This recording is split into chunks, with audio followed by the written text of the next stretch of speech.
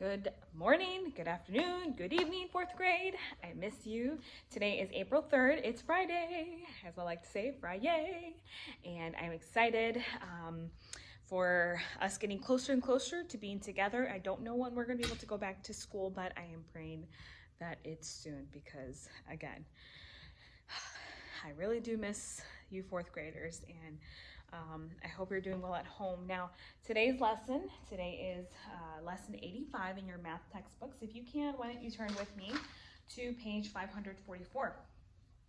This new concept that we're going to learn today, multiplying by tens, by 100, and even by 1,000, is a very easy concept to understand, and you will use this for the rest of your life if you learn how to use this, and it'll make your life a lot easier. So let's start real quick. To multiply a whole number by 10, anytime you need to multiply a whole number by 10, we simply just attach a 0 to the end of the number. Remember we learned about our hanging numbers? Remember those? And we're going to hang those zeros here. Let's look at the first example here, and I'll point to it. Hope you can see. Let me make sure we can see. Yes, okay. So if you're multiplying by 10, you just have to add a simple 0 to the end of the number, and then multiply everything else. And of course, everything times 1 is still 123. The answer is 1,230. All right, let's look at the next one.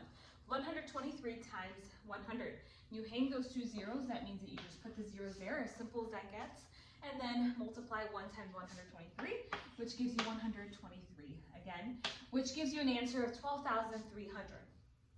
The next one here, 123 by 1,000, multiply by 1,000. Again, you hang those three zeros, you add three zeros at the end, and then you multiply by 1. And the answer comes out to be 123,000. 123,000. So this concept, it's easy to understand if you just know that how many ever zeros you have, you just add to the end of the number. If you have 1 0, just add that to the end of the number. If you have 2 zeros, add 2 zeros to the end of the number. If you have 3 zeros, add 3 zeros to the end of the number. What if you have cents, Mrs. Campos? I'm glad you asked that. Let's check real quick. All right, the same thing goes. If you're multiplying in this example here, we're multiplying $1.23 times 100. So you change the zeros again, but remember that money, when you're multiplying by cents or by by dollars and cents, we remember to insert the decimal point 2 places to the right of the decimal here. So I'm just going to go ahead and insert them right now. You don't have to unless you want to wait to the very end. Just make sure that you have 2 places for the decimal to go between. All right. So let's multiply. 1 times $1.23 is $123. $123. All right. So that is as simple as it gets. Let's do some examples here, some practice. Okay, multiply mentally. Again, you can actually do this mentally, and you can apply this, and you can just do this in your head. You don't need paper and pencil to work out the problem. That's what's nice about multiplying by tens or hundreds. So let's look here. 37 times 10. Remember, use your mind here, and just insert a 0 at the end of 37, and that's your answer, 370. Okay, let's look here. 612 times 100. All right, now I have 2 zeros here. Write 6, 1, 2, and then just place the decimal between where money, the 2 decimal place values go, where that represents your cents there. All right. Hope you're following along. Let's do the last one. 45 cents times 1,000. I have 3 zeros, and just put 45 in front of them. And where does my decimal go?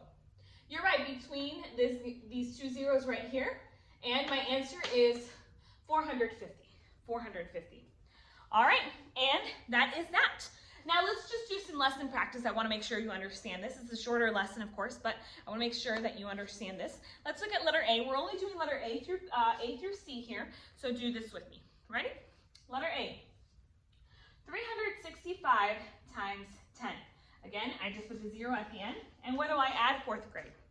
What do I add to the front of that number? I add 365, giving me an answer of 3,650. Okay, next one. 52 times 100. Again, I add the 2 zeros at the end, and then I add the number 52. giving me an answer of 5,200. And the last one here. The last one is pretty easy. You just add 3 zeros and add a 7. Because it's 7 times 1,000. And that is 7,000. All right, I hope you understood this lesson today. You are going to do problems 1 through 30 for math, written practice. You should have your form with you, but if you don't, you may use another piece of paper and just write all 30 answers there. If you have any questions, please don't hesitate to email me or send me a text, or you may call me as well during school hours. I miss you all. Have a great rest of your day. Bye-bye. Have a great weekend.